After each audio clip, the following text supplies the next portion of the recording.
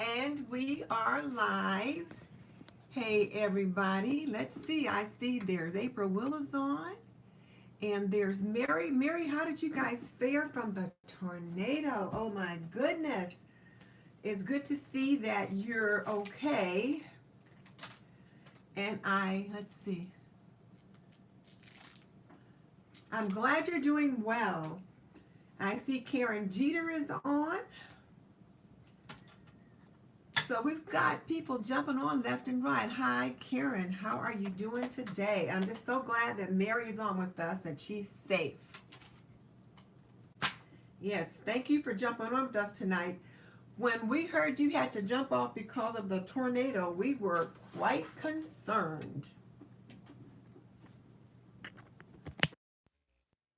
So now that I've got the mic on, you guys should be able to hear me okay. And I'm glad that you guys are all here with me. I hopefully we will have a very interesting show tonight. Oh, the roof leaks, but you still have a roof. Yes, I'm glad that you still have a roof. Well, let me at least go ahead and give the intro so people that have jumped on know where they are. Because I got quite a rude comment yesterday by someone who apparently weren't sure where they were.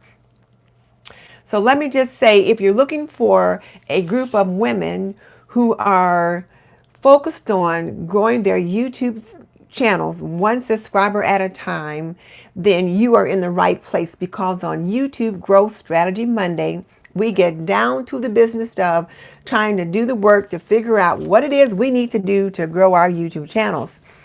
And that's what we're about on Monday. And typically there will be videos that we've been asked to take a look at. And then we'll talk about those videos today and how they apply to our channels. So if you're new to my channel, I'm Denise Jordan, and I teach women to make wise home health and beauty decisions. So if you want to learn more about running a household or growing a YouTube channel, subscribe. Because we get into this content all the time, and we would love to have you join us if you're about that same business. And if you're here on the replay, then thank you so much for joining in. I think you'll get great value out of what we talk about today, because we have some great conversations over here. And for those of you that are joining me live, how you doing? So like I was saying earlier, Mary, I'm glad you're safe. Karen, I'm glad you're with us. April, Will, glad to see you. And I think Diva Designing on a Dime, glad to see you too. Yes, it was like really rude. And I haven't gone through to delete anything just yet, but yeah, it was on there. So Miss Cheryl's Place, first time watching. Well, Cheryl, welcome to our YouTube Growth Strategy Show. So let me just give you a little bit of feedback. So one of the things that we do on Sunday, we have a shout out Sunday show, and I give updates on collaborations and challenges and different things like that. And then I also give them a video assignment to take a look at. And then on Monday, we talk about the video. And usually the videos have something to do with how to grow our YouTube channel. And I tell you what, this Salma Jaffrey just might be my new best friend.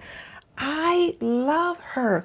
How many of you guys have seen her videos? I know that many of you watched her videos last week, because we watched two of them last week, particularly the one on what to say to start your YouTube videos. And I tell you, I watch a lot of the men, and they talk about what we need to do and how we need to go about it, etc. But I tell you what, Salma Jaffrey is the truth. And the thing about it that I like about her so much, and Dollar Tree Goodies is back with us again today too, but the thing about her that I like so much is she makes it so plain, so clear.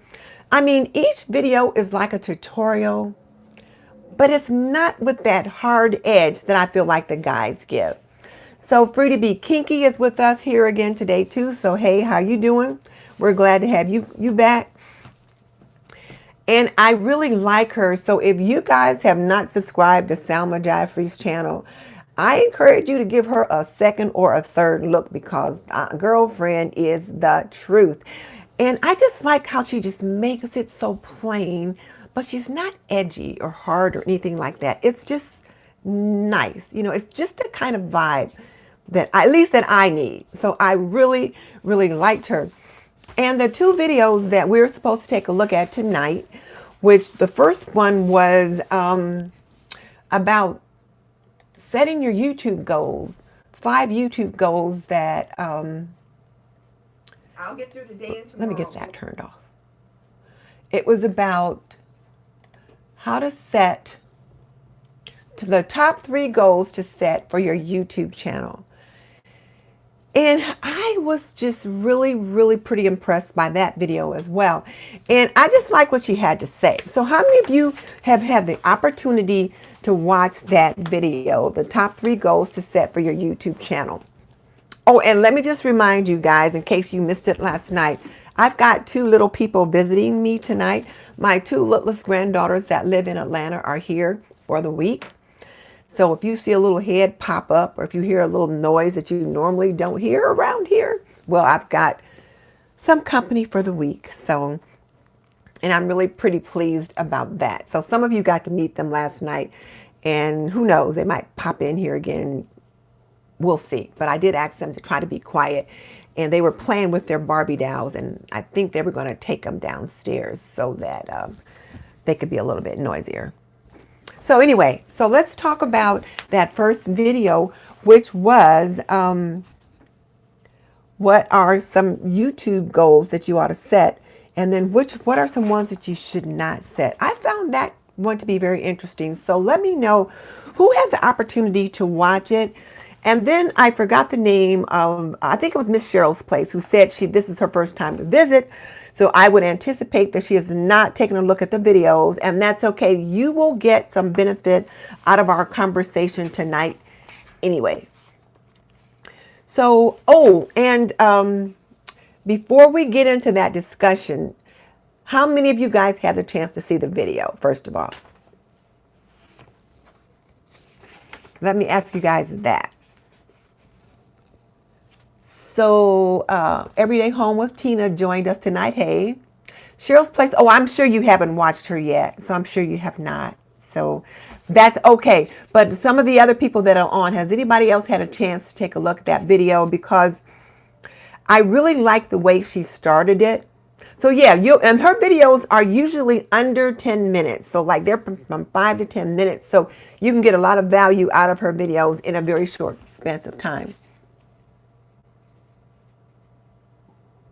Oh, yeah. Okay. Well, this is the thing. So when she started off her video, and I love the way she starts her videos, I think what I want you guys to do when you go and look at the video. Last week, we talked about like how to start your YouTube video. Do you start your video with a question, a bold statement, a fact or some data, or a story? When you take a look at her videos, I want you to think about finding out what is going on, like how is she starting her videos? And is it a question, a bold statement, a fact, or a story? Her name is Salma, S-A-L-M-A. The last name is Jaffrey, J-A-F-R-I. But Miss Cheryl's Place, the links and the information to the video are in the description box below. They're already in the description box, so you should be able to find it without any problem at all. So it's in the description box, so you can get it there. But yeah, you will definitely enjoy her. So I felt like when she did this one, I felt like she started it with a question. And then she said, and then after she started with a question, the links aren't working for you. You know what, Mary? Do this. Go to the search bar and type in Salma Jaffrey and then type in the name of the video, because it just dawned on me that I copied and pasted the links from a previous video And I don't usually do that. I usually copy the link from the channel itself because sometimes it doesn't put all of them in there. And so I'm wondering if that's what I did. So, so I'll fix that as soon as we're done. But it could be that since I copied the link from the last video, it might not have picked up all of the characters because, you know, sometimes YouTube will shorten that link. That might be what happened. So if that's the case, I will correct that link. Manji Housewife is with us, and I think she's our friend that lives in Australia, or is it the UK? But she's with us tonight too. So we've got an international group going on here. But Mary, I tell you what, you will love her once you get into it. Canada, Manji Housewife is in Canada. I don't know why I keep wanting to give you to the UK. I mean to Australia.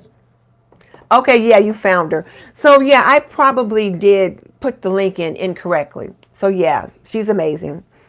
And I just like the way she starts her videos. And so I was just kind of watching and timing as she did that.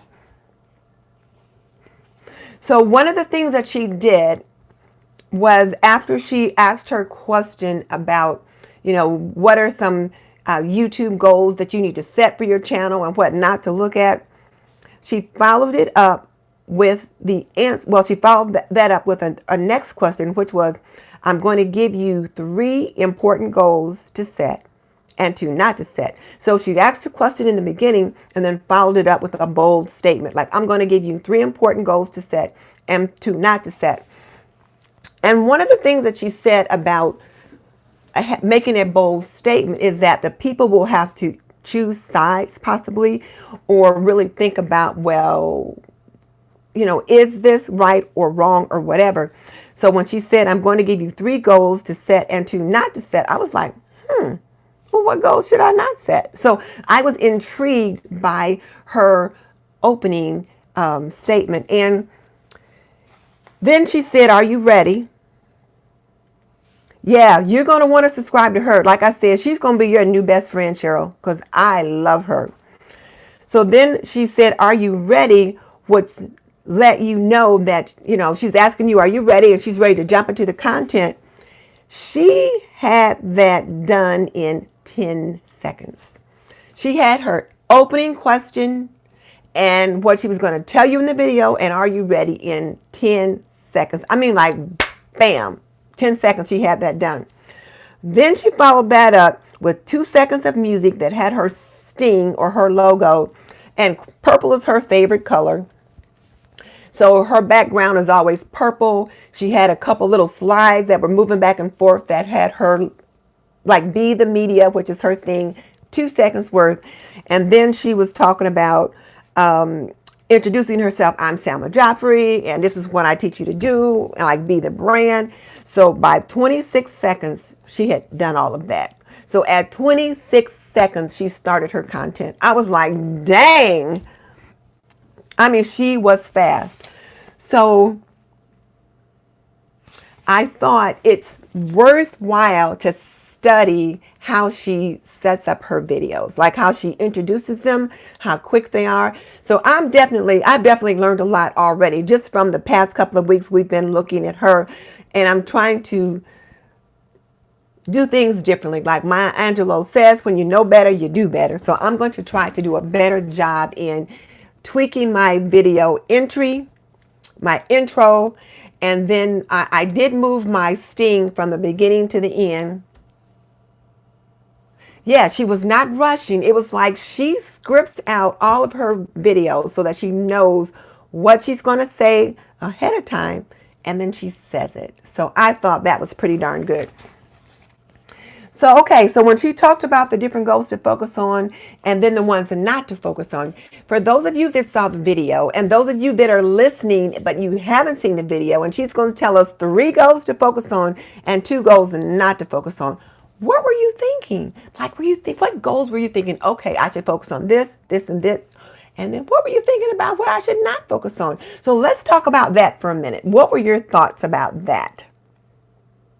And so for Miss Cheryl's Place, what you will see us do is We will watch a video and I will have watched the video too. And then I will lead the discussion about the video. Yeah, that's what she says. When you know better, you do better. So that's what we're all trying to do. We're all trying to do better. So what did you think when I said that Miss Joffrey told us there were 3 goals to focus on regarding growing our channels and 2 goals not to? What do you think the ones were that we should focus on? Let's look at that one first.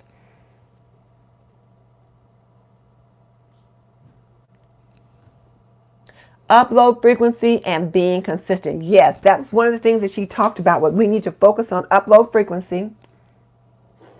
So yeah. So upload frequency and being consistent. That was one of the goals she said that we needed to focus on. Who knows of another one? And that was really goal number 1 was upload frequency. She said we need to have a goal. Yeah, she makes you curious right in the beginning. Visibility, exactly. Her first goal, she said, to focus on was upload frequency. We need to focus on how often we want to upload videos to our channel because it gives us some control. So have you ever felt that you were just, well, Mary, I'm sure you have not because you're pretty focused on your channel. But for those others of us who are not as focused, what are your other thoughts about upload frequency? Now, Mary talked about one goal should be giving value. And yes, she emphasizes value all the way across. But she talked about when you focus on upload frequency, you're in control, you're in charge. And so when you decide how often you're going to upload, you don't feel so rushed and so scattered and you have time to plan. So there's that. So how many of you have a goal for upload frequency? Or the goals for the number of videos you want to? So Dollar Tree Goodies, I am not remembering your name tonight. Can you remind me of it? I'm thinking Cassie or Sarah Beth, but I'm not remembering tonight. So if you could remind me what your name is. Miss Cheryl's Place, it was easy to remember because, you know, it's got to be Cheryl. So April's goal is to put up 2 videos a week, okay? Who else has a goal for how many videos they want to put up a week?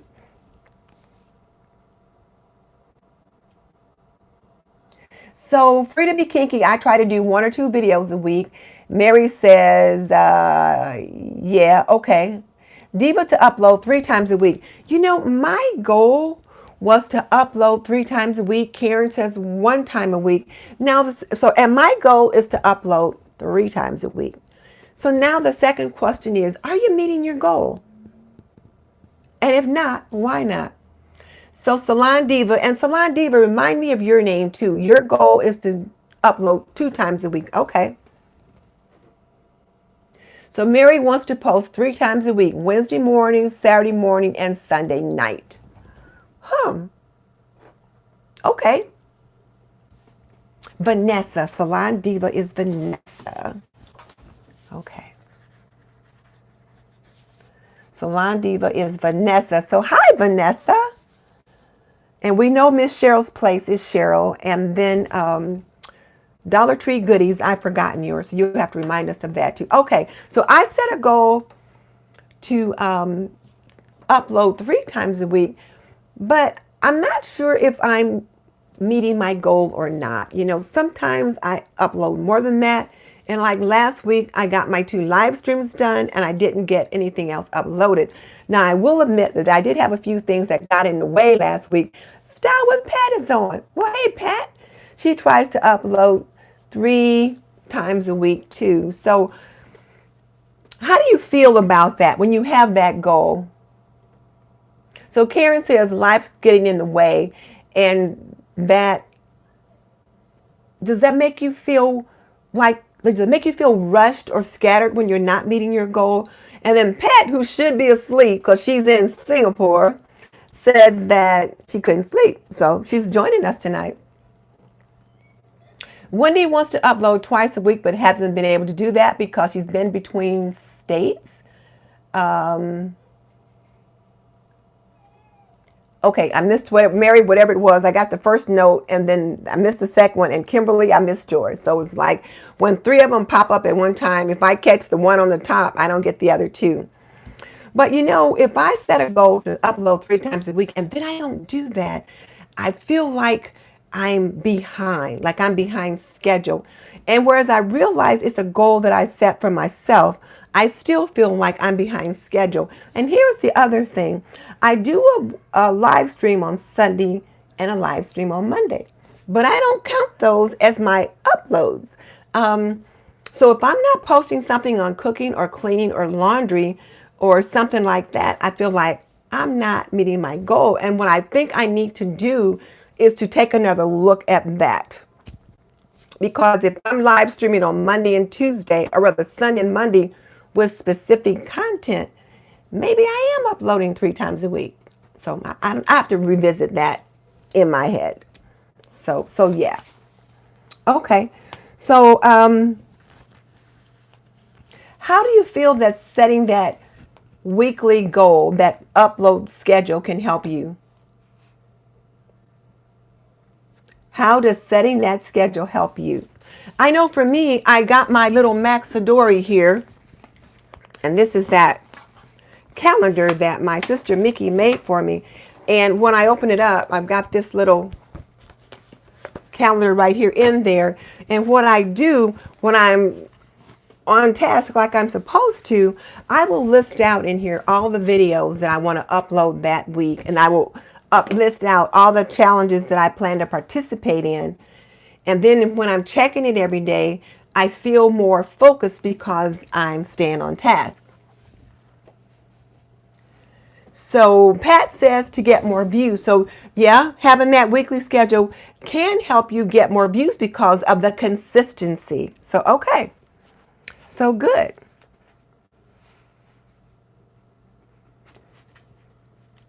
So when you've got that brand consistency, it just helps. And it also helps to build your trust with your community. And then when YouTube sees that you're being consistent, hopefully they'll push your videos out to more people. Now, I thought she did something quite interesting. And so Mary, your Sunday videos, those are when you're talking, those are your news from Mary's Nest. Is that what you do on Sunday night? I didn't realize every Sunday night you had news from your Mary's Nest. And I was looking at the one the other day. So Cheryl said she likes the idea of looking at keyword search. So now Cheryl is multitasking. She's looking at Salma's video right now while she's on with us. Now that's definitely multitasking. I can't do that. But now here's the thing. In her video, hey Trisha, we're glad to have you with us. We missed you last night. I hope you're feeling well. All right, so one of her graphics which she shared was what to focus on to get to like 10,000 subscribers. And in the graphics, she's got on what to focus on for the first 10 videos to get your first like 100 subscribers. And then what to do in the next 40 videos to get your first 1,000 subscribers. And then 5,000 subscribers. I didn't get a chance to get all the way through it. I got started on it and then I had to stop just to kind of start getting ready for this. So I'll finish looking at that tonight. So we'll just have to see, but thank you. And then, so anyway, so when you look at this graphic, it was really very interesting. Now, Karen says she's not consistent and she feels like she's not getting the viewers that she has the potential for. And Karen, that could have something to do with it. Consistency does make an impact. One of the things that I note is when I post more often, I get more views and I add subscribers. So consistency does make a big difference.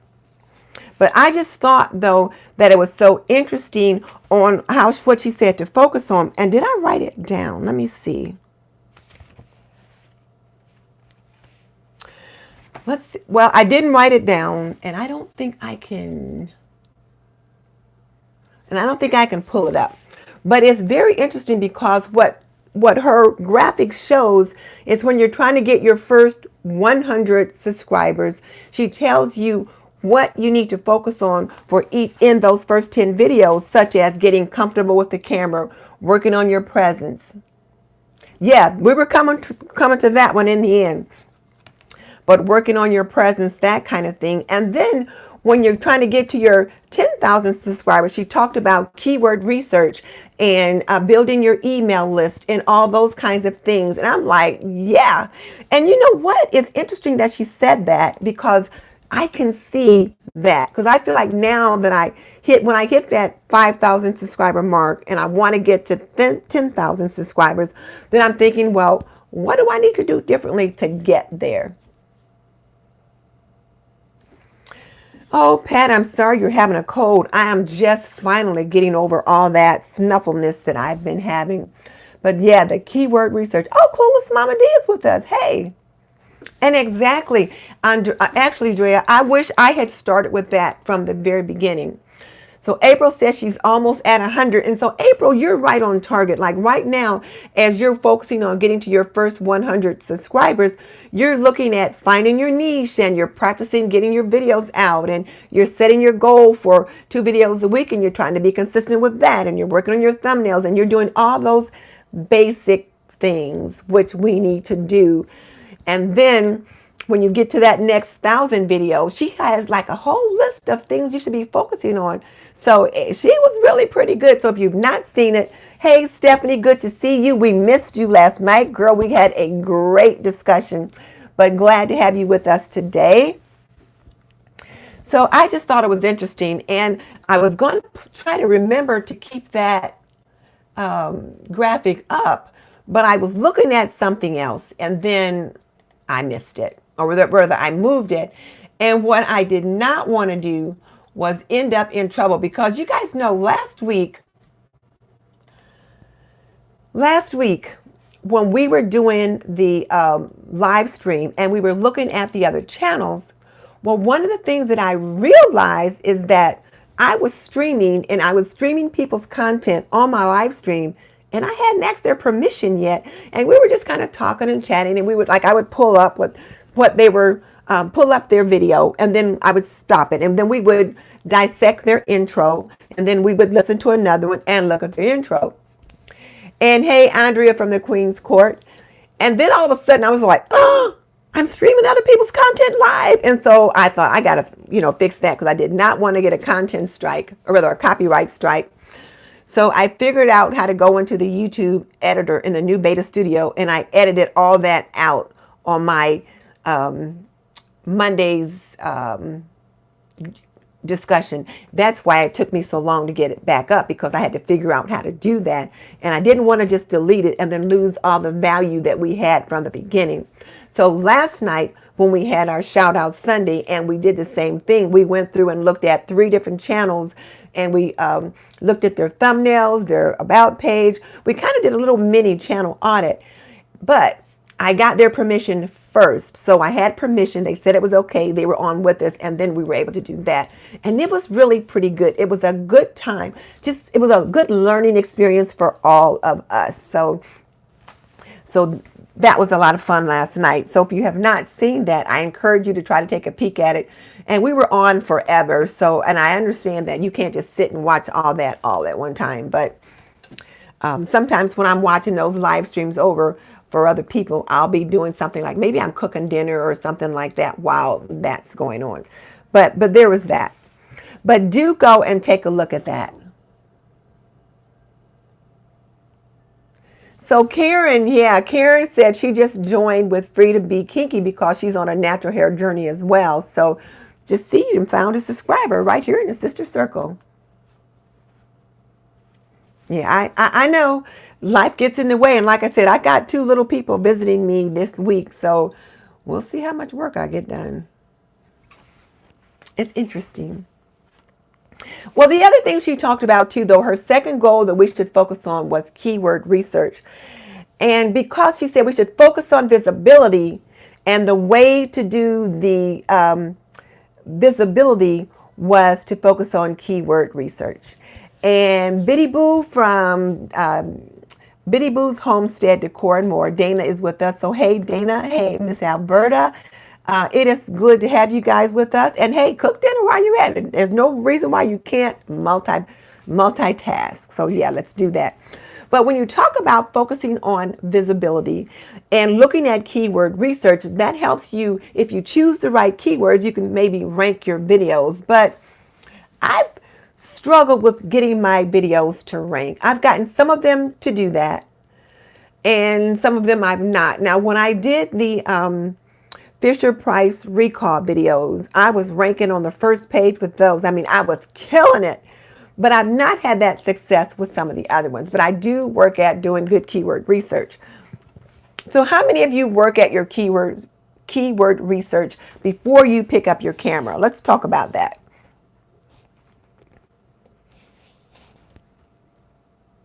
Hey, Miss Alberta, good to have you with us.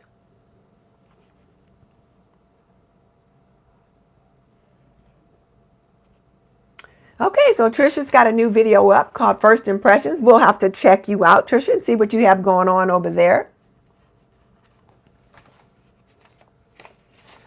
But how many of you guys do keyword research?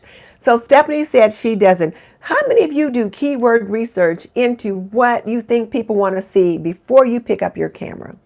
And we looked at two videos by vidIQ that were done by Laron Segev. So Trisha said, oh, okay, it's about her Grove Collaborative. Okay. April said she's going to work hard on that. Dana said she's good. I'm much better. I'm pretty good, Dana. I'm almost back to my normal self. So April says she has a whole document of keywords.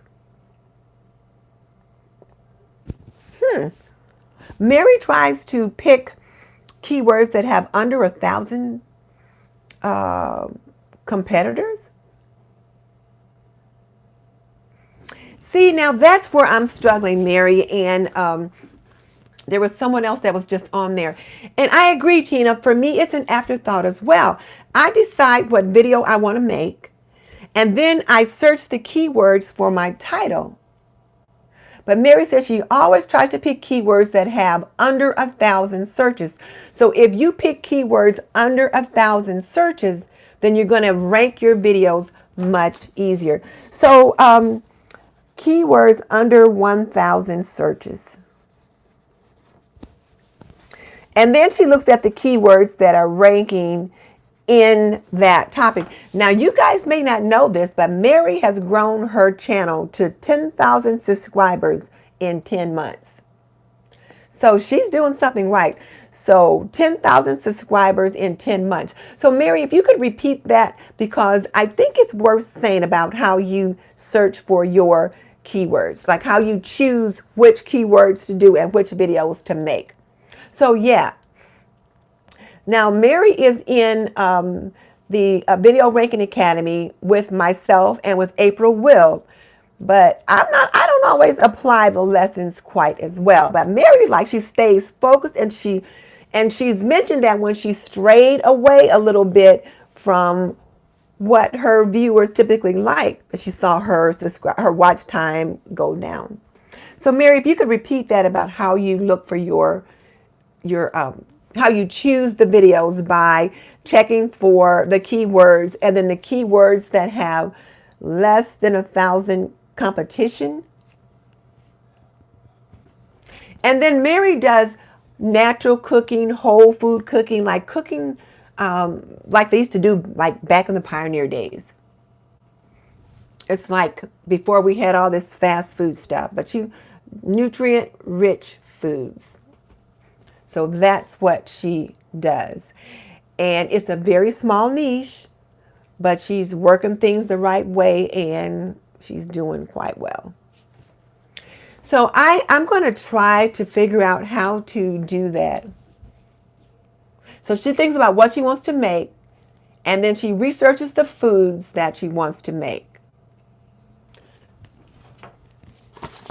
So she thinks about what she wants to make, and then she researches the foods. And then she probably, when she's researching the food, she starts looking at the keywords. So if you guys saw Laurent Sega when he did that chocolate cake thing, and he's always talking about that chocolate cake. So then he talks about, he searches for the words that say fermented radishes, and then see how many searches come up. So fermented radishes, if that's the word or that's the food she wants to use. Who'd want to make that, Mary? And she only picks those titles that have under 1,000 searches.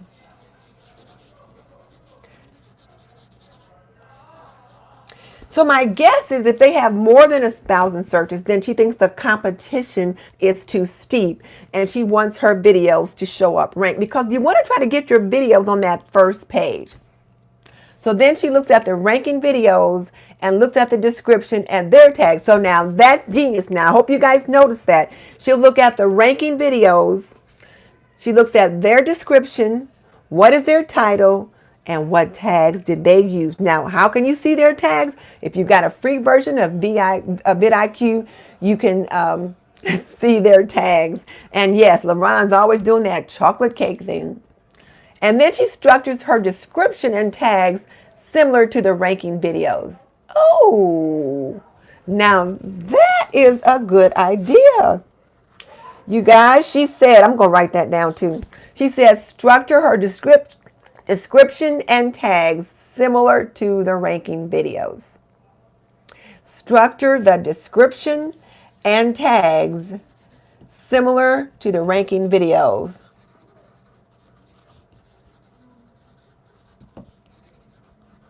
Now, I tell you what you won't see on her channel.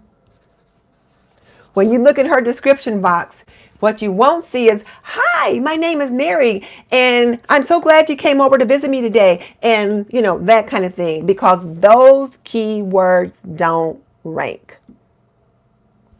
So not to make fun of anybody, but I just wanted to make a point that you've got to use those first 3 lines very strategically. And I had not thought about using a title. Well, I guess I did a little bit, like last week when we looked at the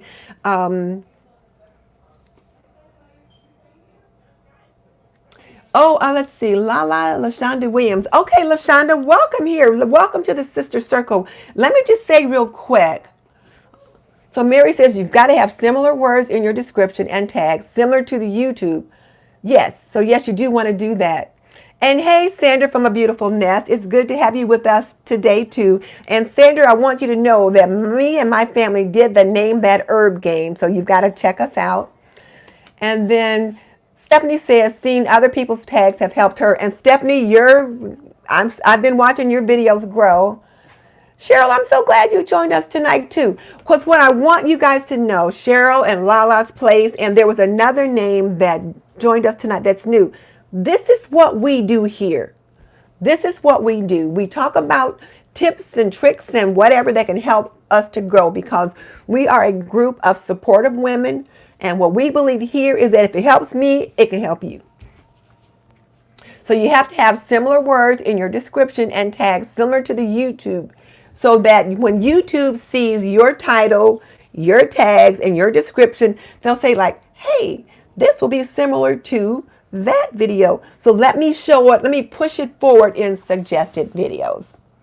So I have to say, I was just so glad that I was trending number 3 during the Fisher Price, incident. And my video was like number 3 to CNN or something like that. Now I wasn't getting the number of views they were getting, but I was on the same page and I was like up above the fold, which was pretty good. So yes, this has been, yeah. So yes, that keyword research, let's dive into that some more next week as well too. Yeah, no, that's true. Now, Mary said what's helped her most is that she's very niche down. So her target is her niche is very, very narrow. It's whole, nutrient dense foods. So, sourdough, how to make sourdough starter. You can make different sourdough recipes, how to make chicken broth with chicken feet. I was like, Mary, really? Chicken feet? But yes, how you make chicken broth and bone broth and all those kinds of things. But we should be able to niche down ourselves. And I have to say, I've been looking at my channel and I thought I got too many random acts of content. This was something that Sean Cannell had said the other day. Yes, I still read the newspaper, and I used to write for the newspaper, and like once or twice I was on like the cover of this one little newspaper locally, and I was like, oh, I got the cover. So I know what it means to be above the fold. So yes, and so if you guys don't know what we're talking about, if this is the newspaper right here, this is the top half of the paper, this is the bottom half of the paper, and when they give you the paper, it's going to be folded like this. So this half is above the fold, and what's down here is below the fold. So you want to be up here when at all possible. So there's that. So anyway, I just folded up my notes. What am I thinking? I'm getting carried away.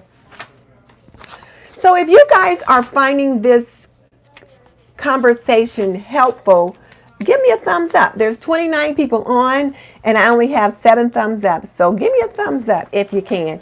And you know what I styled, which I believe your name is, was it Marsha? No, it's Cheryl Marshall or something like that.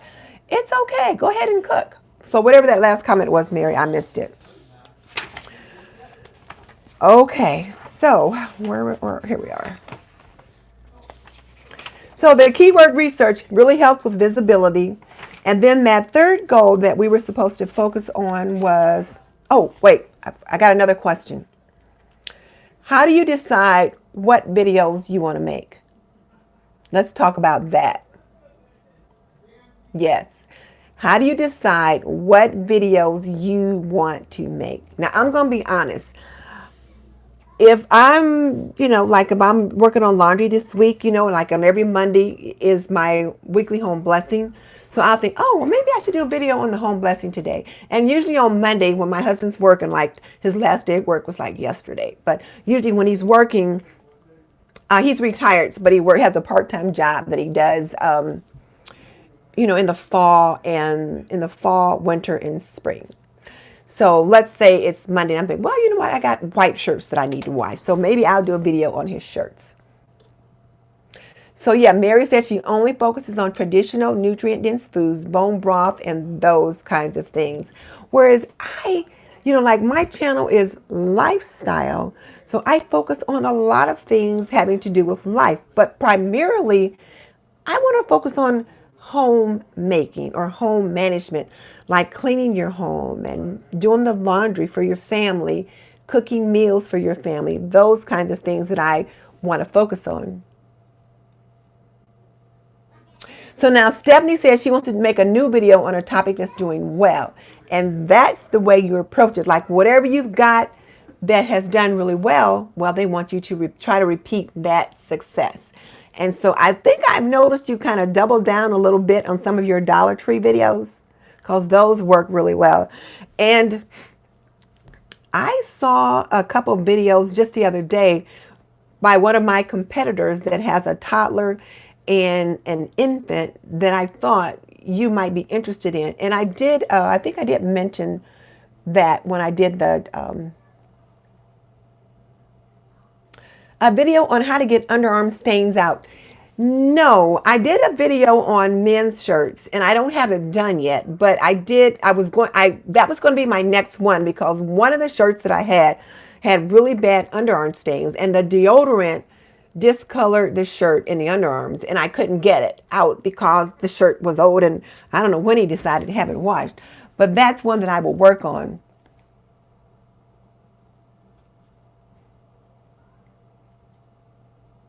So Mary researches in her niche a month in advance. Now see, that's why you're growing. Me, I research like I said, after I've done the video or when I decide what video that I want to do. But I'm going to do one for underarm stains. I'm going to put that on the list to do relatively soon, like within the month if I can. Because there's a new product out that's supposed to help with that. So I'll get to that. But that's how I decide what I want to do videos on. Or I'll be like, oh, well, I've got this pile of white shirts. Then I should just do ring around the collar again, even though I've done a ring around the collar twice. But maybe I'll approach it from, well, how to get the white shirts brighter, because they got to be white, white. Don't want him wearing dingy white shirts, that kind of thing.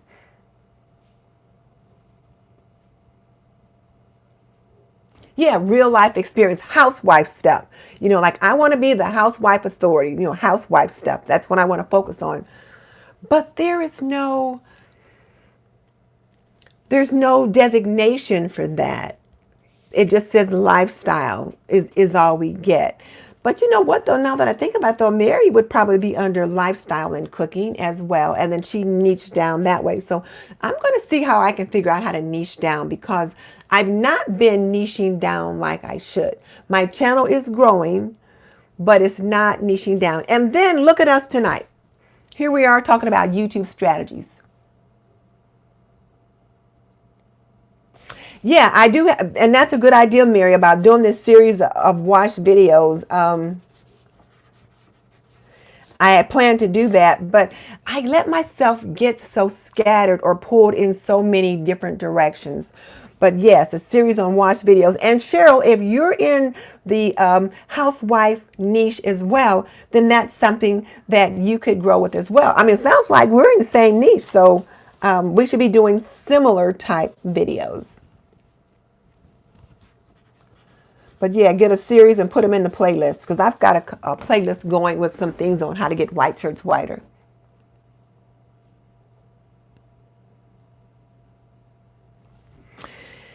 Yeah, but we have to try figure out how to niche it down, and how to figure out um, how to get video topics prior to shooting the video. Because like I'll spend an hour or hour and a half after I've already shot the video trying to figure out keywords and what tags and all that, when I should have been doing that work on the front end. Like LaRon says in that chocolate cake, figure out what kind of chocolate cake you're going to make and what kind of title you're going to have and what kind of keywords you're going to use before you ever pick up the camera. And that's not what I've been doing. Yeah, that's not what I've been doing. So that's something that we all should consider focusing on. How do you guys decide what challenges to participate in? Let's talk about that. How do you decide which challenges? And I don't have a real system for that. One of the things that I've been trying to do lately is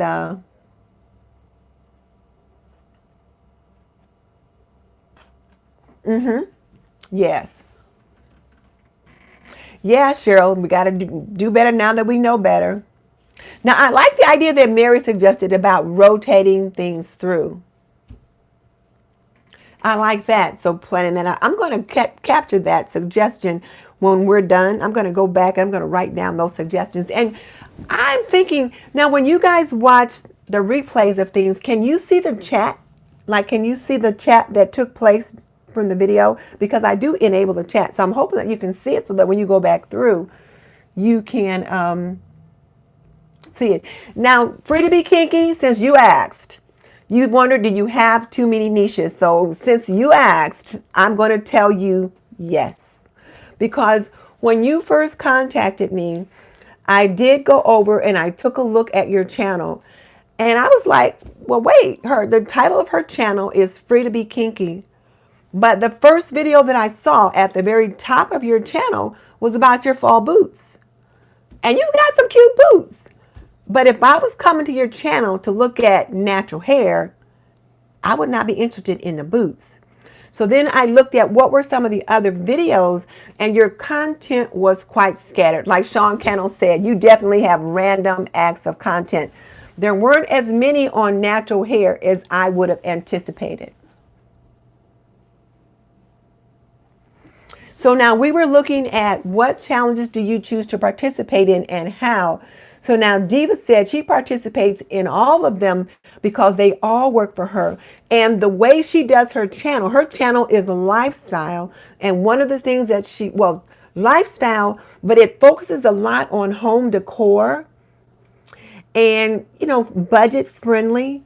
And so almost all of those channels work for her. Almost all the collabs work for her.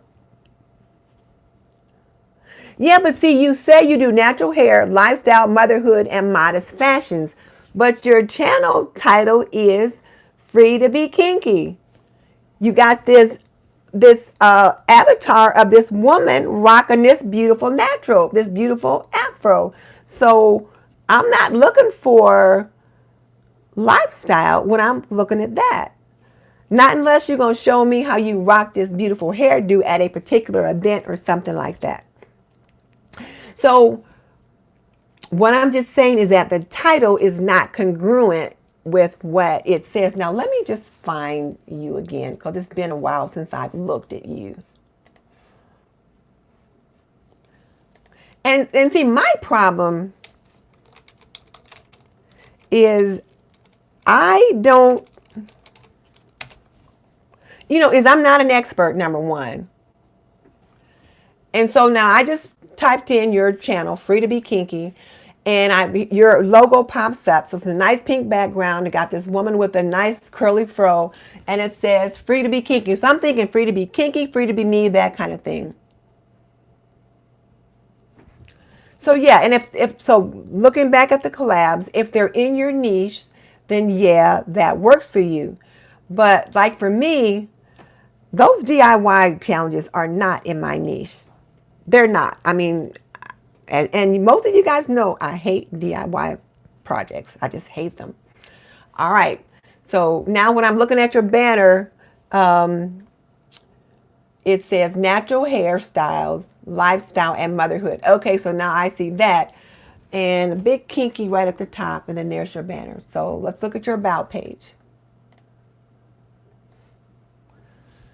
Okay, description, natural hair, lifestyle, motherhood, and fashion. Hey, and welcome to my channel. We have a nice variety of things you can find here. Of course, natural hair videos, fashion, modest mommy designs. Okay.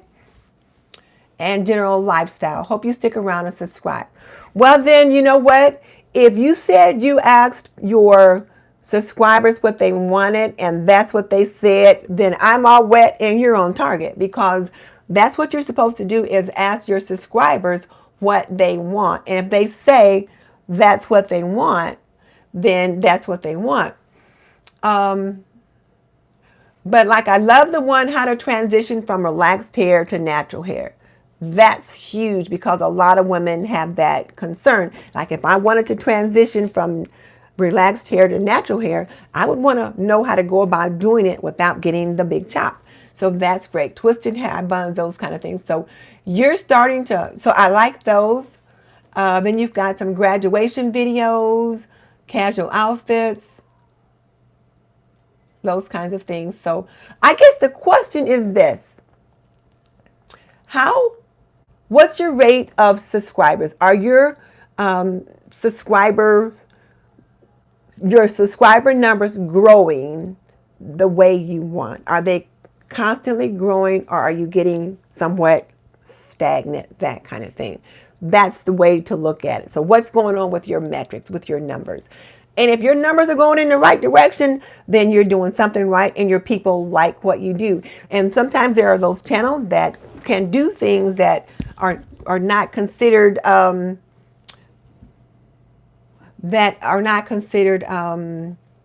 by the book or whatever. They threw the book out, but throwing the book out is working for them. So if this is working for you, then keep doing what you're doing. If you feel like you're getting the results that you want, then you need to keep doing what you're doing. And because everyone's trying to struggle to find what works for us. So now, Ajiki says her subs are growing when she participates in collabs that are in her niche.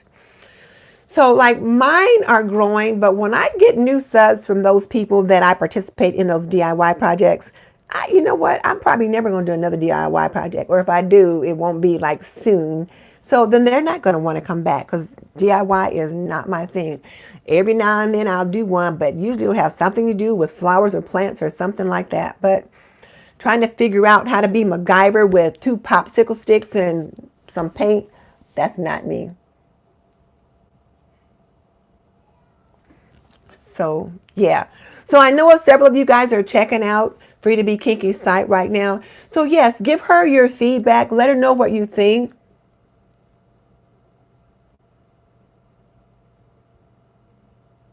Oh yeah, going great, certainly.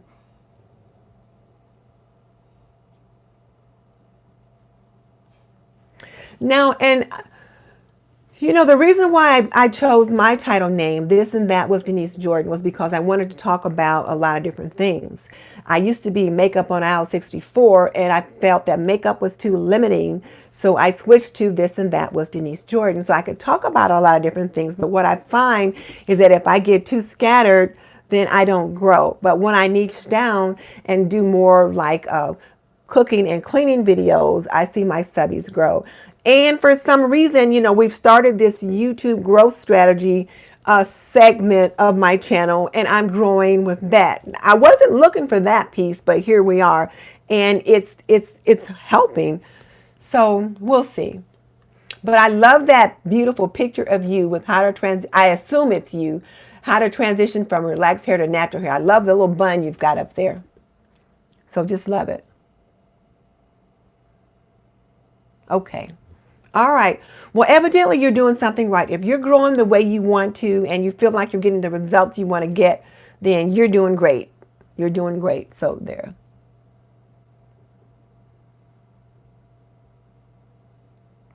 Yeah, that was why I picked it, and because I'm in the lifestyle niche, but I find I'm trying to like narrow down now. So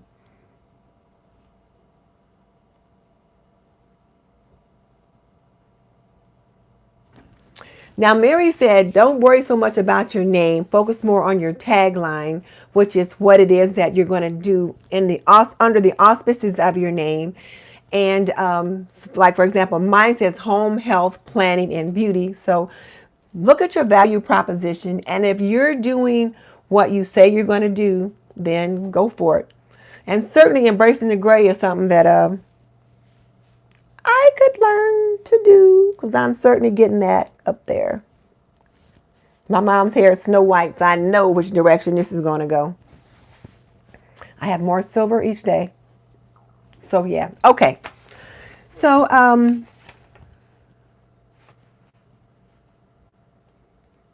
so now let me ask you this then. Remember that every video you make should have a purpose. And what's the purpose of your video? So you have to think about that. So even when you participate in collaborations, each collab that you participate in, there should be a purpose.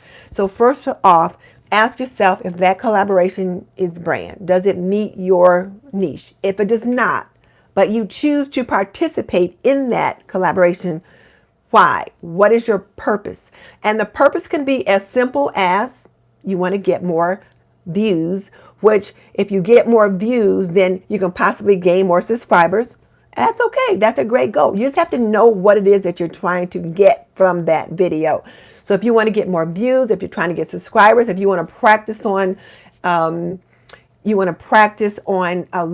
filming and editing, this kind of thing, whatever it is, you just have to have a reason for why you're doing that video, so that you can not necessarily check off a box, but so that you can say you're making progress in some way. Because the more videos you do, the better you will get at filming and editing, at, you know, the way you shoot them and all that kind of thing. So just think about what your purpose is.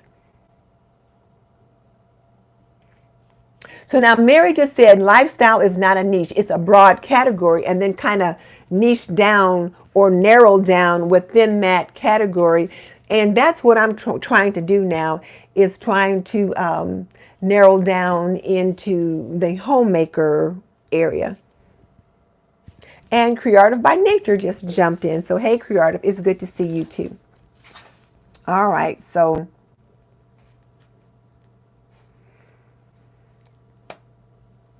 and then Free to Be Kinky touched on a very good point when she said her viewers asked her to make certain content, so she did. Because my next question was going to be, have you thought about what people want to see? And one disadvantage, if you don't have 1,000 subscribers, you don't get to use the community tab. But once you get that 1,000 subscribers, you should definitely be using your community tab. Some people use theirs quite a bit. Some people don't use it very much at all. But now, what should you be looking for? One of the things that you can do on your community tab is ask your viewers what they want to see.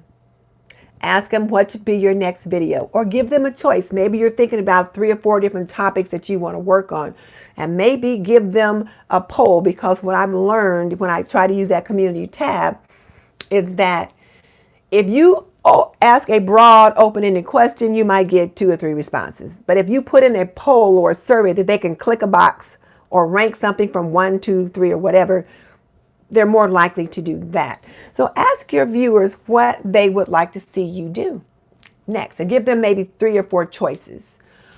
And then put those on a scale of 1 to 10 and then go from there.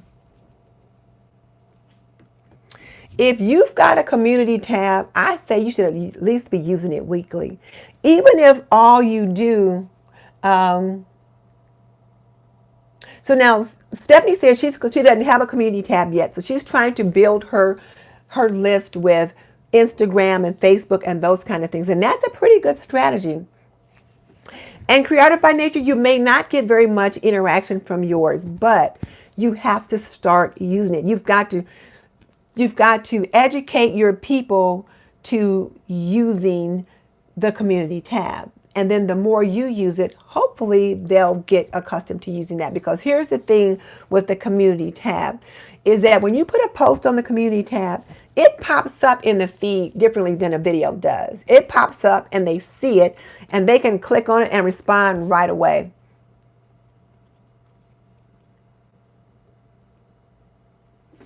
And yes, Mary made a good point, is to use your YouTube analytics to see what were your top performing videos, your top 3 performing videos, and make more videos of the same.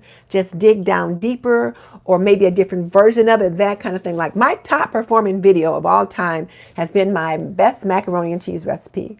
So, and I need to do something else with mac and cheese to kind of help with that. Well, Pat, you go to bed, get some rest. We are just glad that you joined us tonight for the time that you did. We are very glad that you were here. So anyway, and the third thing she talked about was lead generation. And lead generation is something that I've not always been familiar with or even thought about. So she really had me thinking about things a little differently. So when she says you should focus on lead generation as that third goal, and my thought was, well, what do you mean by that? She wants you to figure out a way that you can get your subscribers and your viewers off of YouTube and onto your email list so that you can connect with them off of YouTube. So when you guys remember when the YouTube apocalypse happened a few months back, they shut down all these channels. They took off the comments and all that kind of thing, and people were going crazy. Well, the one good thing is if you would have an email list, you can still connect with your community. If you don't have an email list, you're just lost and you just have to start over. So good night, Pat. We are always glad when you can join us. Guys, Pat is in Singapore, so that's a whole different time zone. So, okay, so there's that. So, and I used to always wonder, I would hear different YouTube people talking about an email list, an email list, an email list. I'm like, what the heck do I do with an email list? You know, like, why do I want to email anybody? Well, I now know what they mean. And I wish I had thought of that sooner. And here's the thing. And hey, Biddy, good night. If you have an email list, you have a way to contact your subscribers and your subscribers and your community when they're not on YouTube. So one of the things that Salma Jaffrey does, and another one is Marie Forleo and other people, when you're on their email list, when they put out a new video, they send you an email that they've got a new video out and it's on this topic, and come on over and check it out. And so you're notified that way. So maybe you didn't get the notification from YouTube, but you got that email from Sama Joffrey and you clicked on her video and watched it. So you have some controls there. So I thought that's a great way to do that. And then the other thing she talked about was, well, how do you get people to get on your email list? Well, you give away a freebie. You have something to offer. I'm like, I ain't got nothing to offer. What am I going to give folks?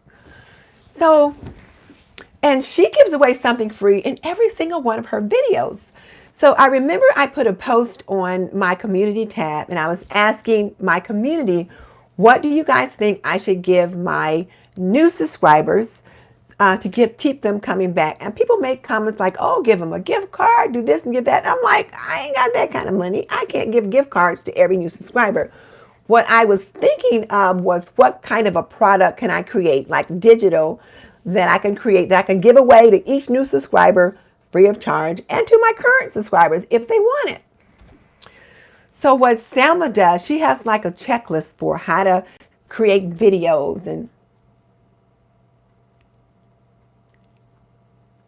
oh yeah, Mary made another nice point, that if that email list goes out and notifies your viewers that you've got a new video out, and they jump on and watch in those first 3 critical hours that video is up, that's huge. It just increases your your watch time, and that frequency, that viewer frequency time. And so then YouTube like, hey, there's something going on here. People are jumping onto this video in the first 3 hours. So let's push it out even more. Well, yes, and that's what Tina just said. You can send them your favorite recipes. Well, now I'm trying to think about what kind of thing can I develop that I can put on my videos that people can click on, that I can begin to build an email list that I can send them. So now when you have that thing, it's got to be something that they might want, something that gives value to them, and they've got to be able to access it immediately. So I'm working on that now, because like I've seen the light. I'm trying to get there. So now here's my question for you guys. Does it make sense for you?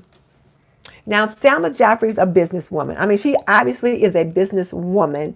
Her whole thing is to help people learn how to grow their YouTube business.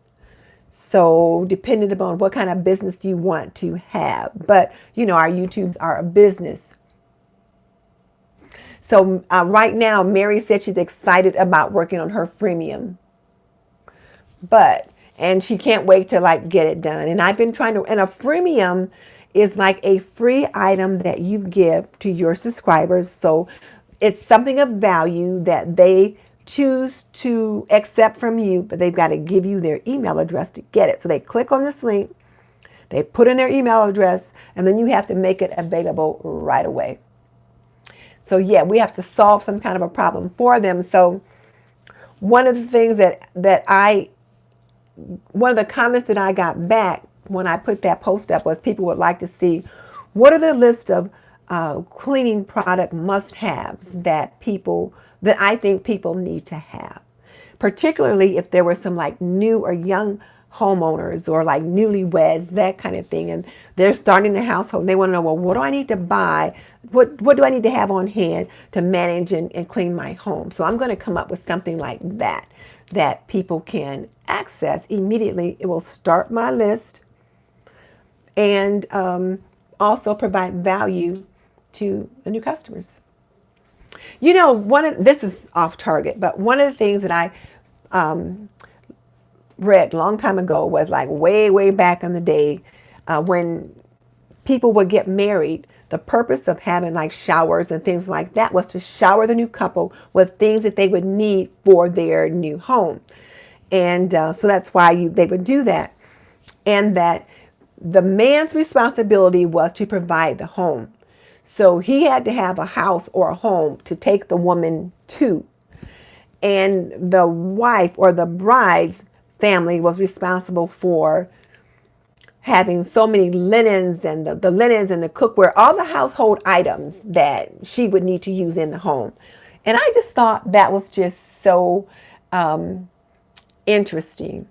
So I can see where today I could create a freemium, meaning a free premium item that would solve a problem for someone. So you at like Free to Be Kinky, I could see you having an email list where you have a product that talks about maybe the 5 best products to use for natural hair, or maybe a checklist of what to do to transition from relaxed hair to natural hair, or natural hair with children, which of course most children have natural hair, but what are your 5 best products like to detangle?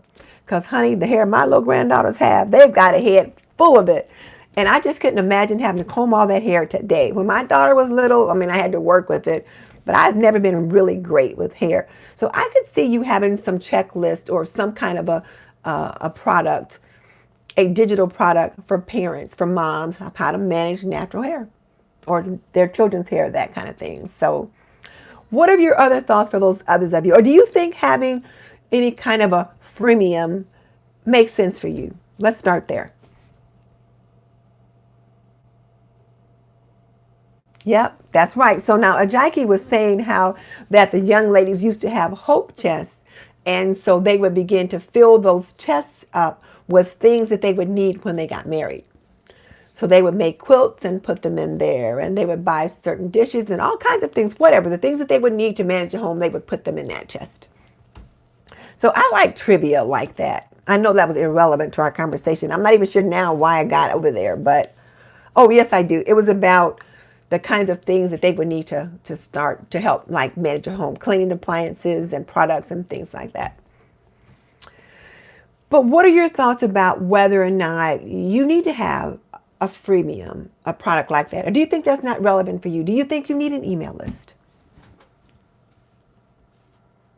Just curious.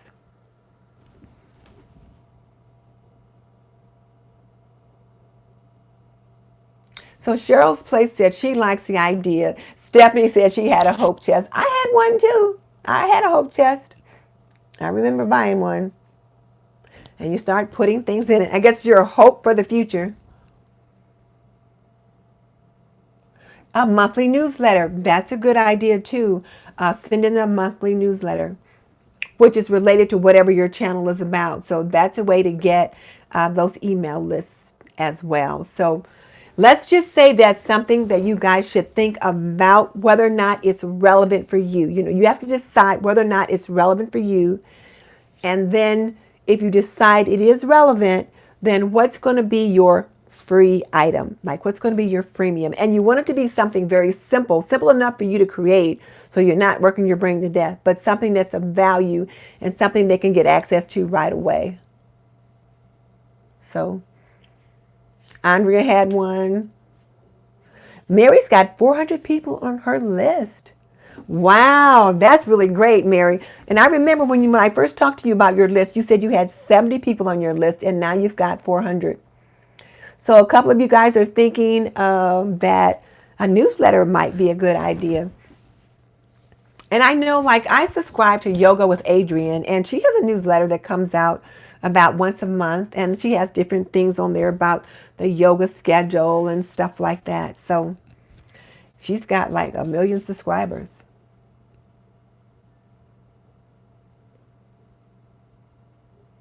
Okay, so Mary's coming up with her freemium for essential foods for a pantry for traditional cooking. Okay, so that makes sense. So yeah. So just think about whether or not creating a free product works for you. And then if you decide that it works for you, what kind of product do you want to create that works for you and your community? That's just something to think about. Okay.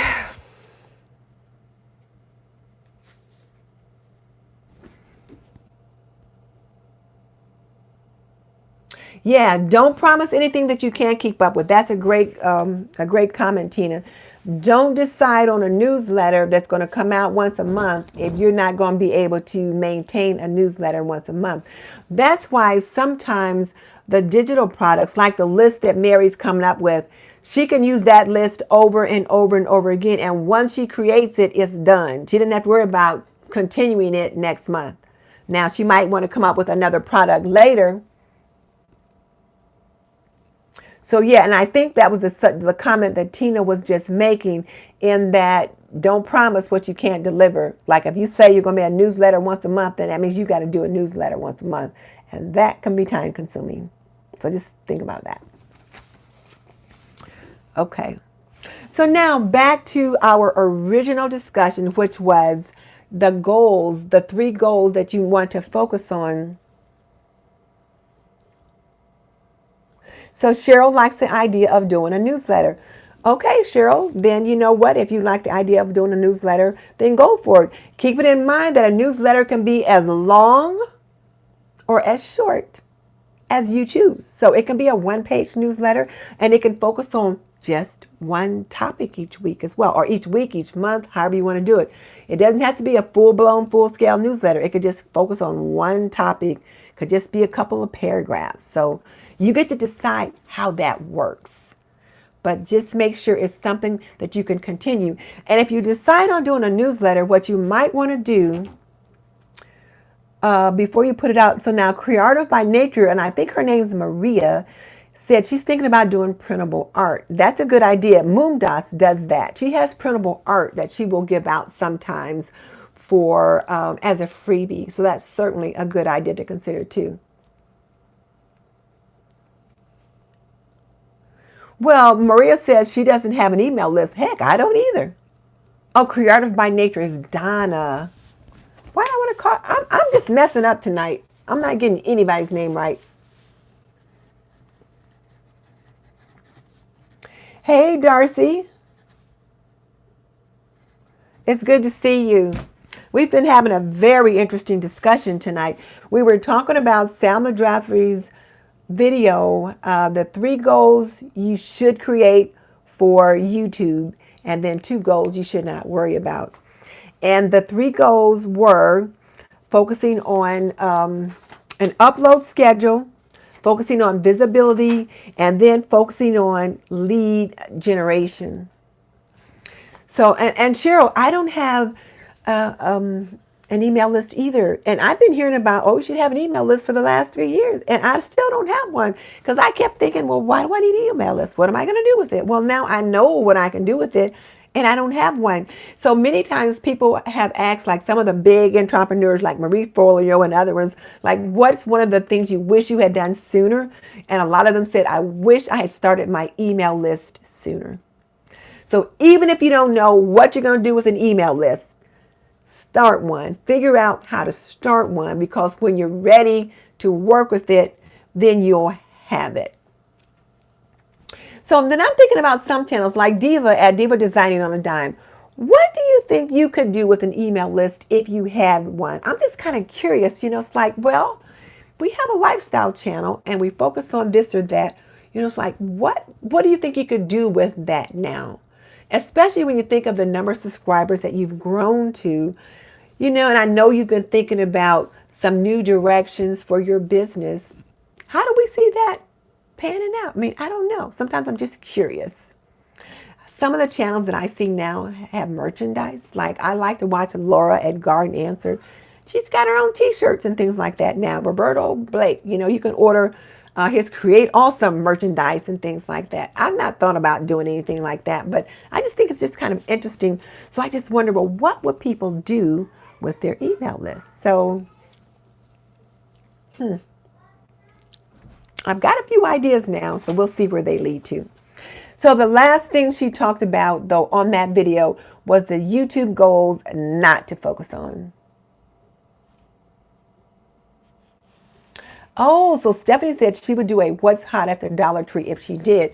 Now, Stephanie, that's kind of interesting because What's Hot at the Dollar Tree changes every month. But you could certainly do that because you're there just about every week, and you're certainly there every season. So you could do either a monthly one or you could do a quarterly one. It doesn't have to be every month or even every week.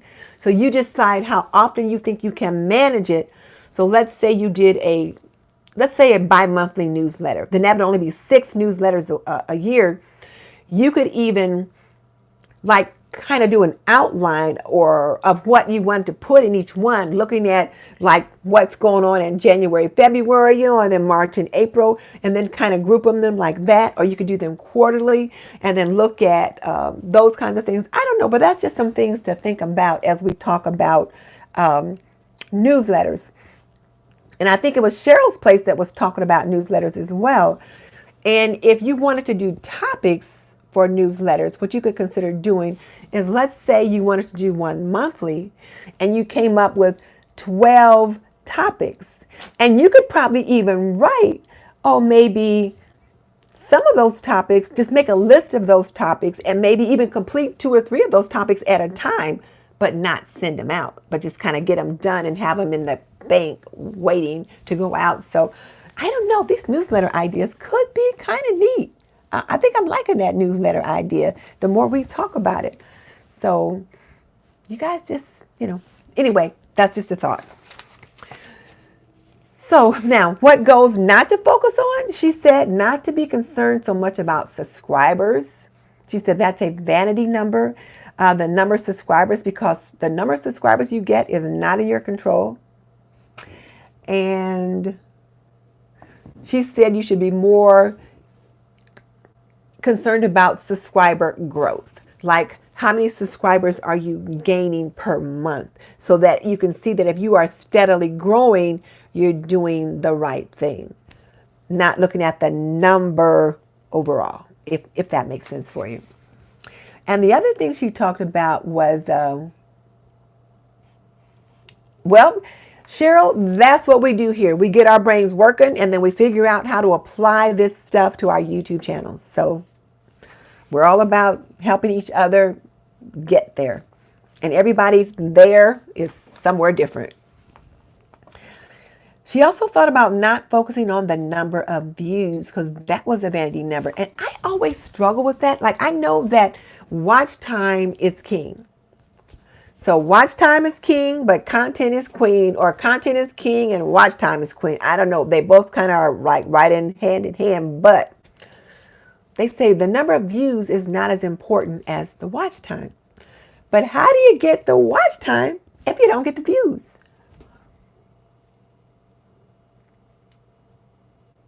So yeah, watch time is what matters.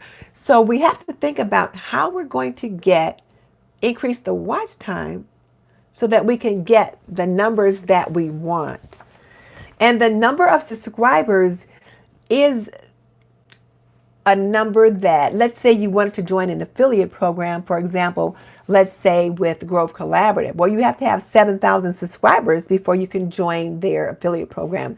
And then they want to know, how many unique visitors do you have every month? I'm like, what's a unique visitor? I didn't know at the time when they asked me. And when I first thought about it, you only had to have 5,000 subscribers. Well, they've raised it from 5,000 subscribers to 7,000 to be in the affiliate program. But when they said, well, how many unique visitors do you have? Well, at that time, I had no idea what that was. Well, now I know that there's somewhere in my YouTube metrics that I can find it. But I didn't know at the time. So they probably thought, well, this chick ain't ready. So they were like, no, she ain't ready. Come see us again when you get 7,000 subscribers. So we'll see what happens then.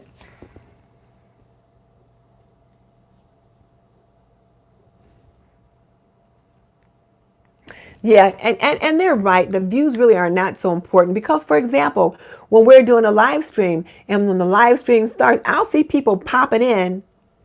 That counts as a view, and then they're gone real quick because they're like, oh, I don't want to hear what they're talking about. So then they're out. So the watch time is what's most important. So you want to make sure that you can try to get that watch time up. But the question is, how do we do that? That's the thing, is how we increase that watch time. We're all working to try to do that. And it says, are you making content that makes your subscribers happy? If you're doing that, then you're doing something right.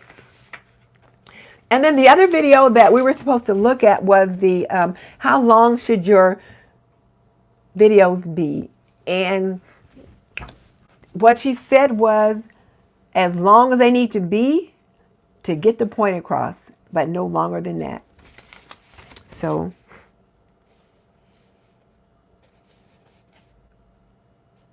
And for this particular video, when you guys take a look at it, if you haven't looked at it already, I want you to ask yourself if it's a question, a statement, a fact, or a story that she starts that video with. And I thought it was a story. So when you look at it, I want you to think about that. But I thought it was a story because she didn't give a specific number, so there weren't any facts. And it wasn't a question that she was asking us.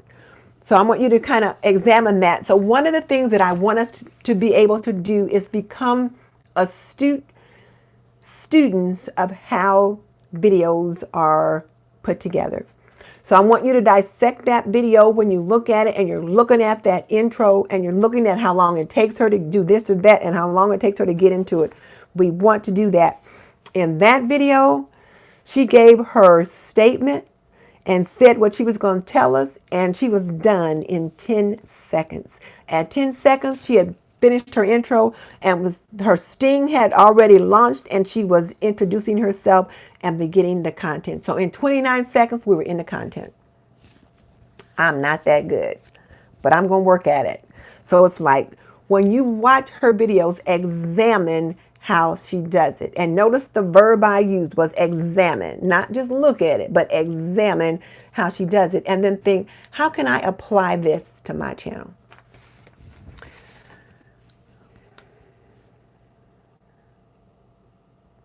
Now, Stephanie says she will click a longer one compared to a shorter one. And I like longer videos as well. And most of my videos are longer.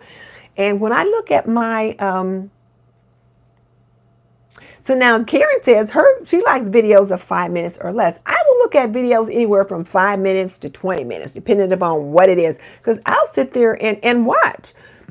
I'm used to, when I was a kid, movies were longer and you didn't have as many commercial breaks as you do now. So people's attention spans, though, are not quite as long as they used to be. So you just have to think about that. But again, it sounds like longer is better than shorter. Yes, 29 seconds, she was already into her content. I was like, bam, there she is. So like I said, she's going to be my new best friend. I'm going to examine every one of her videos and every one that comes out. I'm going to try to take a look at it.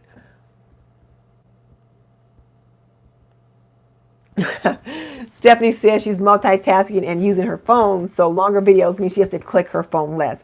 I'm usually looking on my iPad or when I'm watching cooking dinner or something like that, or if I'm sitting in bed. So that's usually not a problem for me there. One of the things, though, that I was thinking about trying to do was those 1 minute cleaning and 1 minute cooking videos. And I realize now that's not in my best interest. So I'm going to scrap that goal. And the nice thing about goals, and you know what April Will, who is on this live stream, said in one of our conversations, that's not a good idea.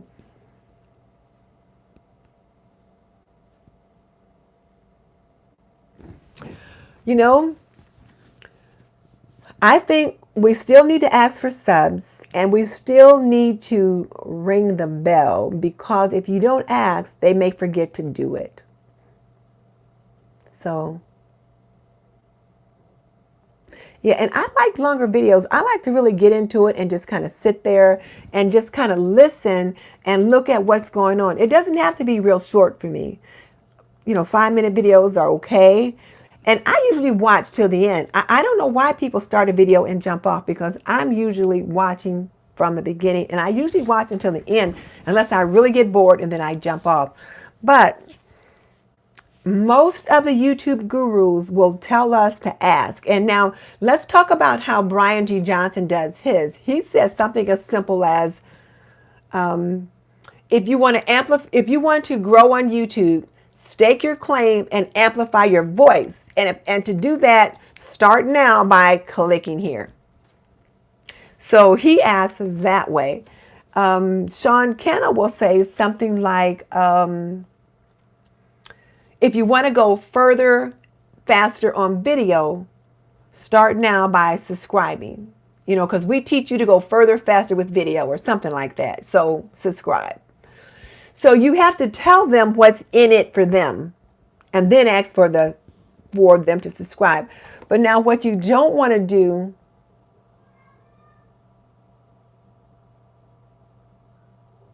Yeah, what you don't want to do is be on somebody's channel and say sub for sub. That's a big no-no. We don't do that.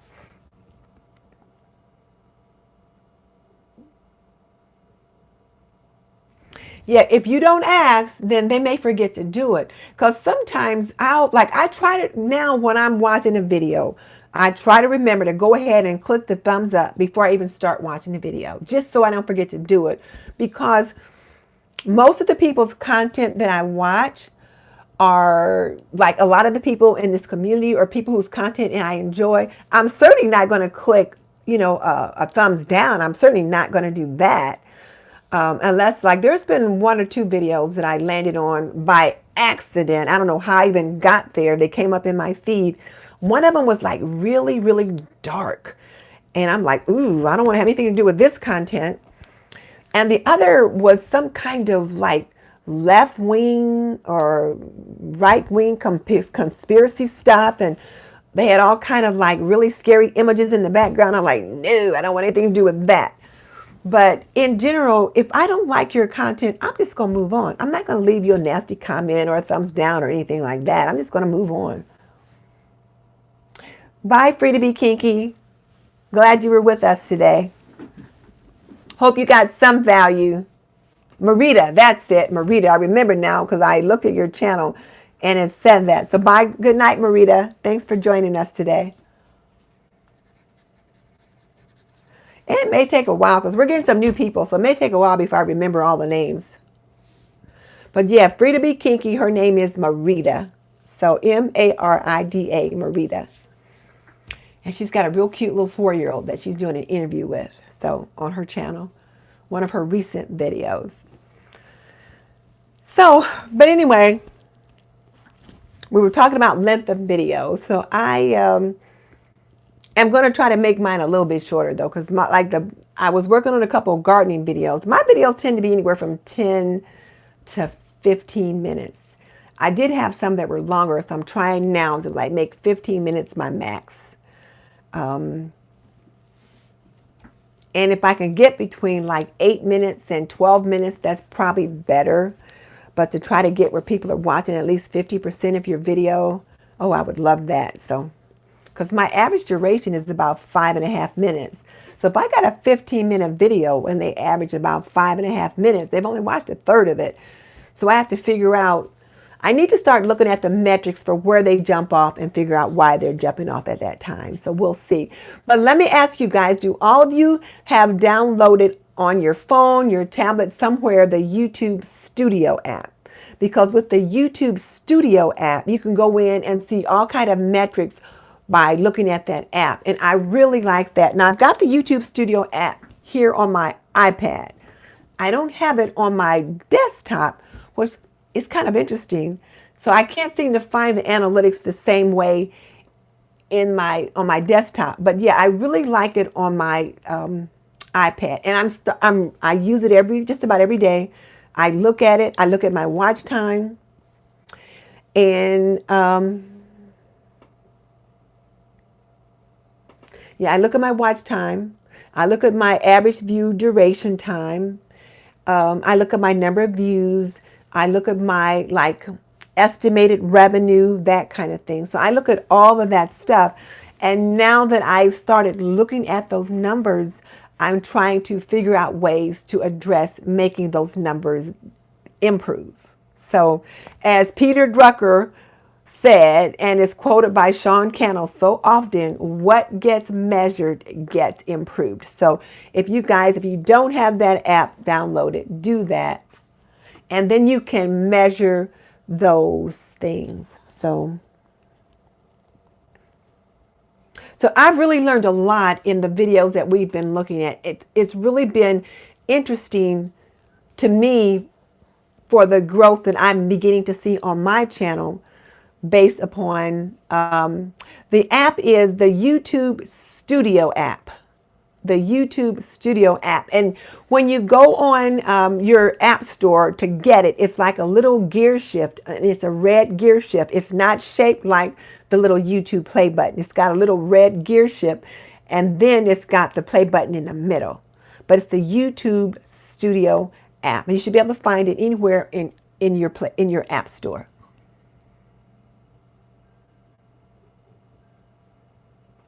So Okie Mom Life said she only uses her phone. So that's good. And if you only use your phone, or let's say you have a mobile device for editing videos, then there's a YouTube channel by Don Nimmons. He's Nick Nimmons' little brother, but he's not little by any means. And his whole thing is how to do video and on mobile devices. So if there's questions you have, he can probably answer those. So yeah, it's the basic symbol for YouTube settings, and it's very, very nice. So it really will give you data that's understandable, and that's the most important thing. I look at the data the way they present it, and I can usually figure out what they're talking about. Sometimes when I'm looking at those numbers in other places, I'm like, well, what does that mean? You know, I don't always know. So there's that. So let's see. So in my update on my goals for my vision board update, I had said I was going to try to get those 5 1-minute cooking videos and 5 1-minute cleaning videos up, but I am scrapping that goal because I see now that is not a goal that's in my best interest. So I'm not going to do that. So I'm going to delete that goal. And I think that was it. So if we're aiming for 50% of our watch time, that would be great if we could do that.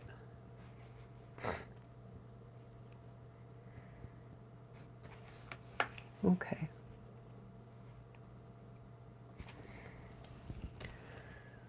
All right. So how do you guys know what your people want to watch? Can anybody answer that question? Because I don't know.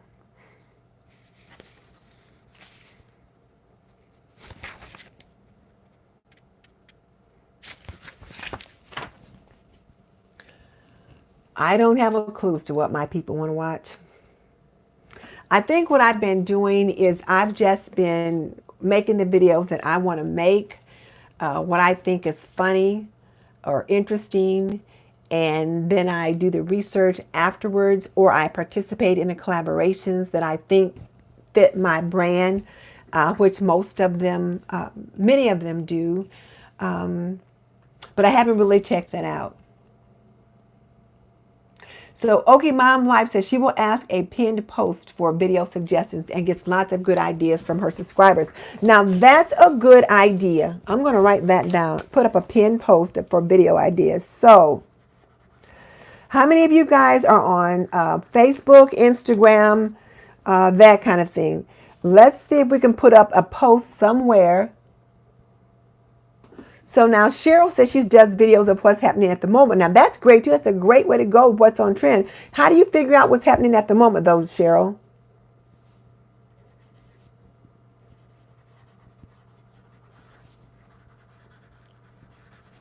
Like, how do you figure out?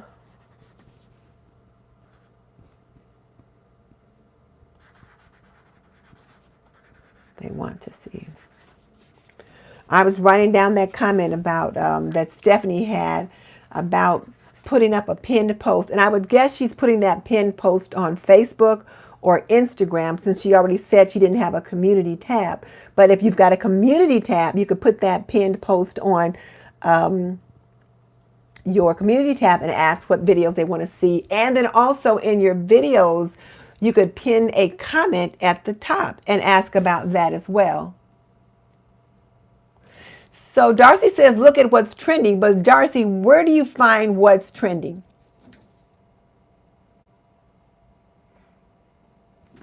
So Darcy, where do you find what's trending? Because where I've been finding what's trending, I will look on my competitors' channel and see what they're doing. But when I look at the trending tab on YouTube, none of it is relevant for anything I want to talk about. It's always some kind of silly stuff. Like if I look at what they've got trending now on YouTube, see you later, Builder Base, Cyberpunk, my weird trip to the UK, and then a whole lot of like Cure for Loneliness and Xbox project stuff, all kind of weird stuff. And All Things Looks by Robin just joined us. So what's a good video editor she use? She's using iMovie. You know what? I don't know. I I use Adobe Premiere, and that's a good video editor for me, but it's got a steep learning curve. So I love Adobe Premiere, and there is a free version of that. But what are some of the other video editing software you guys use? So she's using iMovie. What else do you guys use for video editing? That question's come up a couple of times, so I guess I should be investigating that instead of just telling people what I use.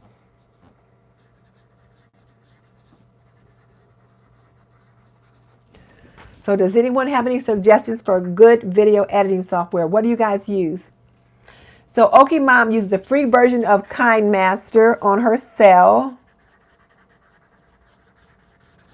Filmora, you know what? Miss V uses Filmora. And I don't know if there's a free version or paid version, but KineMaster, Filmora, what else? What are some other video editing software that's out there?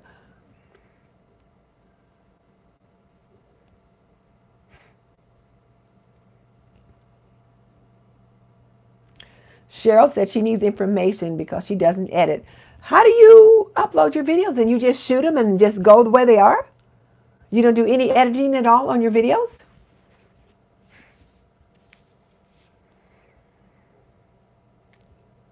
I'd be curious to know how you do that.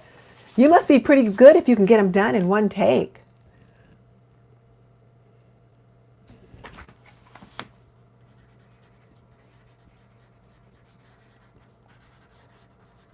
Power Director.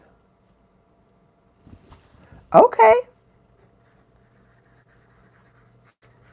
You must be pretty darn good. Movavi. Okay, I'm going to Movavi. Okay, we got some good names. So it looks like a couple of you ladies use Movavi.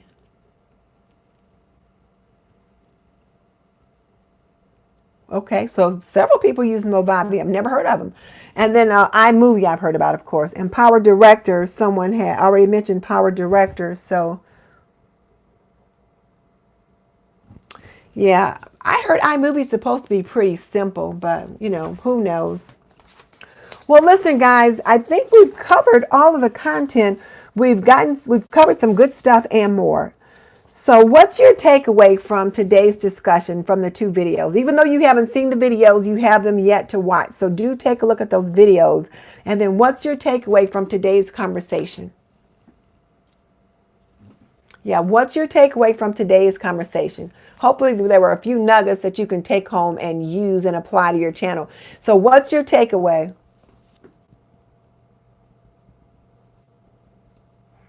Now, if you're looking at editing and that kind of thing using mobile devices, all I can say is Don Nimmons, that's his thing. So April says the important focus based on her growth. Oh, thank you, LaShonda. I appreciate that. So Okie Mom's going to do an email list. Donna email list. Cheryl's place, she's not experienced. She just really likes to shoot and post. You know what? There's nothing wrong with being fear of public speaking. You know, I've spoken in public lots of times, and every time I stand up before a new class, I get nervous. So, yeah. So, what's your takeaway, LaShonda? What's your takeaway from today? So, Okie Mom, find her niche. I'm the same way. And then a Jackie, channel growth. Tina, keyword search. Using that keyword search tool. Yeah. You know what, Tina? We talked about Keywords Everywhere is a free keyword search tool that is very helpful. Keywords Everywhere. Now, Brian G. Johnson talks about Morning Fame. I've not tried it yet, and I don't know if it's free or not. But I usually try free. So there's that. So try Keywords Everywhere. And then we'll go from there. So guys, I think I've gotten some good experience from tonight. I'm going to work with. I'm going to try to focus on, again, my watch time and my keyword search, my visibility through keyword search first to try to figure out the videos I want to show. Okay, so All right, guys. I will see you guys in another video. So thanks for jumping on tonight. Thanks for joining me. We've been on much longer than I intended for us to be, but I think we oh gosh. Woo! Yes, I forgot all about it. I got to finish editing my video. I forgot all about it. Thank you. And then Cheryl's place is to set goals and find her niche. So, okay. So, guys, I'm going to have to get the playlist together for tomorrow's collaboration and finish getting my video edited. So, I will talk to you guys tomorrow. So, good night and thanks so much for joining me. Bye. Good night.